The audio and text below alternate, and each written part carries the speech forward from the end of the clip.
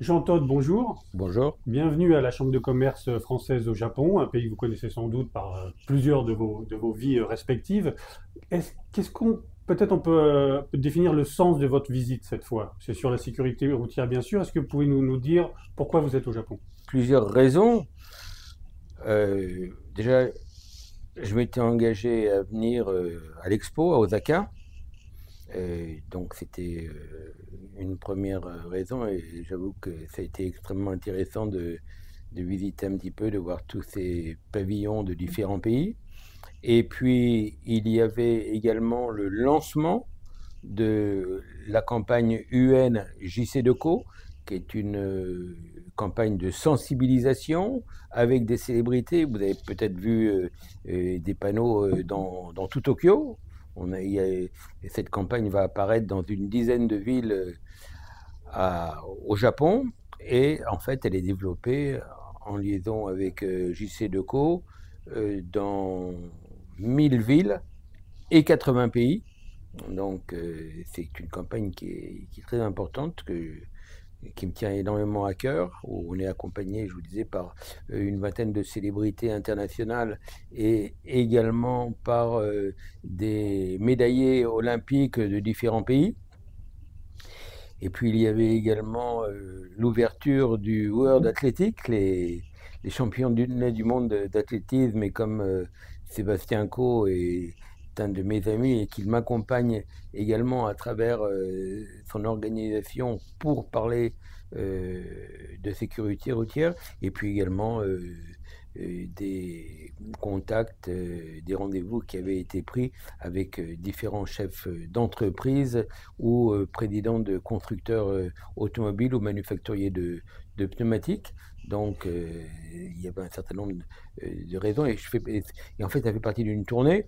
J'ai commencé cette tournée il y a maintenant une quinzaine de jours en Afrique, au Rwanda. Ensuite, je suis allé à Mani, Philippines. Et puis, cet après-midi, je pars en Thaïlande. Et puis après, je retournerai à Genève. Et avant de repartir à la fin du mois au Nigeria. Donc, vous voyez, c'est des voyages en permanence. Alors, on voit bien le caractère mondial de votre cause, la sécurité routière. En fait, l'automobile est peut-être, quand enfin, quand on se penche dessus, la seule industrie qui tolère un tel nombre de morts par an. On ne s'en rend pas compte parce qu'on vit avec, mais on se dira peut-être que des centaines de milliers de morts par an, si on arrive à les éviter, par exemple par l'autonomie, etc., on se dira qu'on était extrêmement, trop tolérant. Est-ce que vous pouvez nous parler de ce combat, des combats de votre vie, qui est la sécurité routière? Vous savez, euh, déjà, je suis plus connu par rapport à mon passé en compétition automobile. Et vous avez connu ces tragédies, j'imagine? Et la compétition automobile était considérée comme un sport extrêmement dangereux. Hmm. On parle beaucoup moins des dangers de la compétition automobile parce que des progrès sensationnels ont été faits. Vous prenez la Formule 1, jusqu'aux années 90, il y avait 2-3 morts par an. Euh, les derniers bouleversements, ça a été avec les drames de la mort en 94 de Ayrton Senna et Roland Ratzenberger. C'était Imola 94. Entre Imola 94 et aujourd'hui, donc 31 ans, il y a eu malheureusement un mort à Suzuka, Jules Bianchi. Mais si on prend les nombres, les chiffres, c'est un en 31 ans. Aujourd'hui, on peut dire que la disparition de Jules Bianchi a permis de progresser, puisque ce type d'accident n'aurait pas les mêmes conséquences.